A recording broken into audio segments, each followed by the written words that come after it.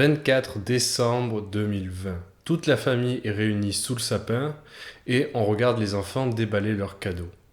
Mon grand frère me tend un paquet et rien qu'à la forme, je sais déjà ce que c'est. Je déballe le cadeau et c'est un jeu vidéo.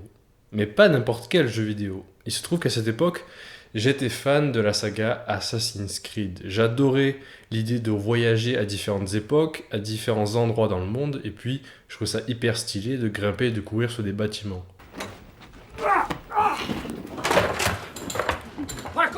Et d'ailleurs, je suis tellement fan de cette saga que j'ai carrément acheté une statuette. C'est la statuette du jeu Unity, c'est mon préféré. Et donc naturellement, mon frère m'a acheté le dernier sorti qui était Assassin's Creed Valhalla. Et à la surprise de mon frère, je suis assez blasé.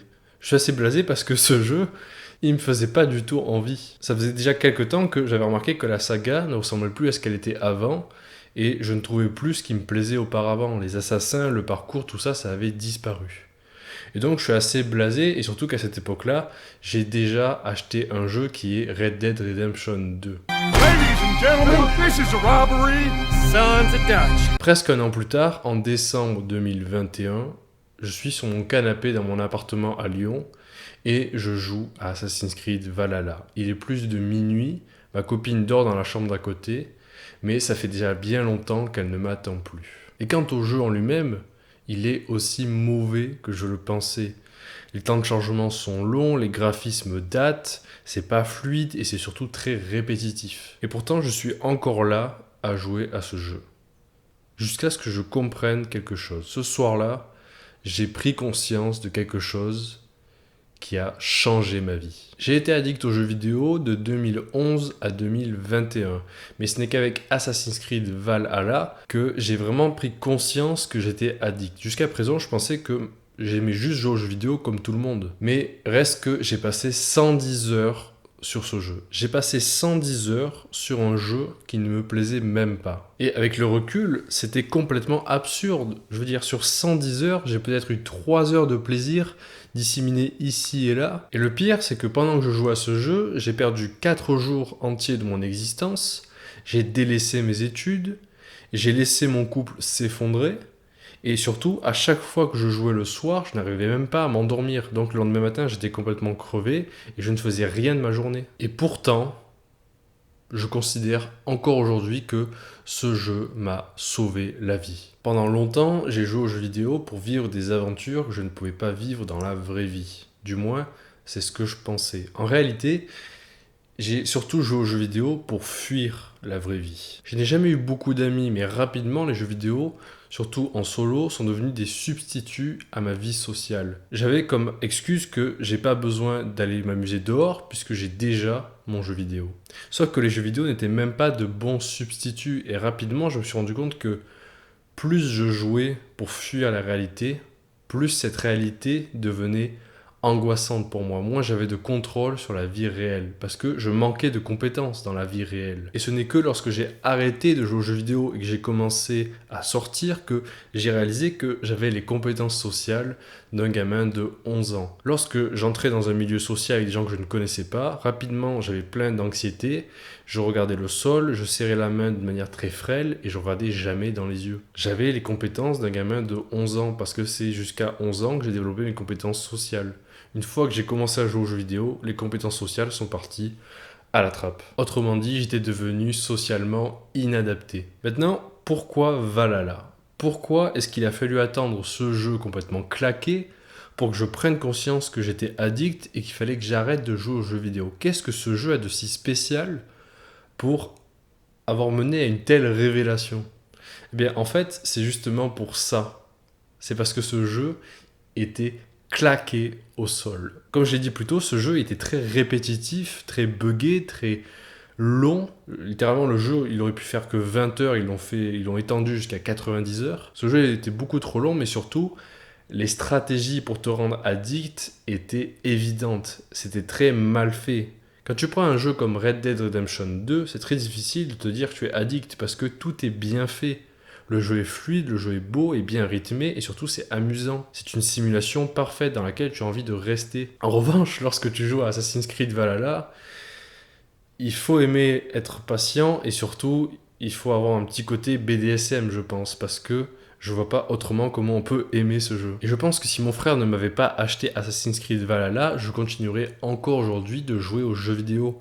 Parce que c'est vraiment avec Valhalla que j'ai pris conscience d'à quel point je perdais mon temps, à quel point j'avais sacrifié littéralement des années de ma vie pour un monde virtuel dans lequel les récompenses n'existaient même pas, dans lequel mes compétences ne se développaient absolument pas. Littéralement, je perdais des années de mon existence. Et c'est cette nuit-là de décembre 2021 que j'ai posé ma manette et que je suis allé rejoindre ma copine. Ce soir-là, on a décidé de se séparer et je suis rentré chez mes parents. Pendant 2 semaines, je me suis complètement transformé. J'ai fait du sport tous les jours, j'ai médité, j'ai lu beaucoup de livres et surtout j'ai pratiqué l'abstinence. Résultat, 2 semaines après, je suis revenu dans mon appartement complètement changé. J'étais un autre homme. Maintenant, peut-être que tu te dis que c'est sympa tout ça, mais que ça ne t'apporte rien. En quoi ça a à voir avec toi? Pourquoi est-ce que je fais cette vidéo à part pour parler de moi? Eh bien parce que ce sont les jeux vidéo qui m'ont appris la discipline que j'ai aujourd'hui. Quand tu réfléchis bien, j'étais hyper discipliné avec Valhalla. Je faisais des tâches répétitives tous les jours pendant des heures pour des récompenses minimes. Je ne savais même pas pourquoi je faisais ça. Là où je veux en venir, c'est que ce sont les jeux vidéo qui m'ont appris à m'améliorer. Ce sont les jeux vidéo et spécifiquement Valhalla qui m'ont appris comment manipuler notre cerveau, comment manipuler le système de récompense pour devenir discipliné. Donc ce que j'ai fait quand je suis rentré chez moi pendant ces 2 semaines, c'est que j'ai établi un système pour être discipliné dans des choses que je détestais faire. Typiquement, le sport, je détestais ça avant. Et pourtant, aujourd'hui, j'en fais tous les jours et je peux même pas m'en passer. Il y a des jours où je devrais pas en faire et j'en fais quand même. Ce système, j'en parle plus précisément dans ma vidéo sur comment faire une transformation physique en 2024.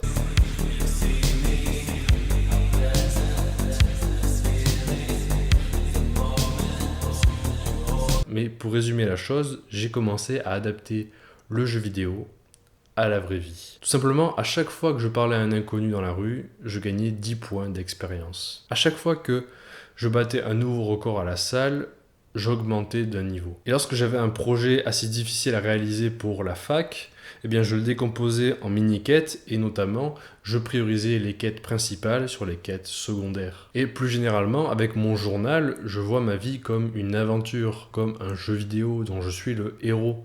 Et régulièrement, je me pose la question si mon jeu n'est pas devenu chiant, si je suis pas en train d'être dans l'inaction, si ma vie n'est pas en train de devenir Assassin's Creed Valhalla. Maintenant, c'est pas nouveau dans le développement personnel de transformer sa vie en jeu vidéo. Mais pour moi, on commet une erreur fondamentale. Je dis pas que ça ne marche pas, vu que moi-même j'applique ces techniques.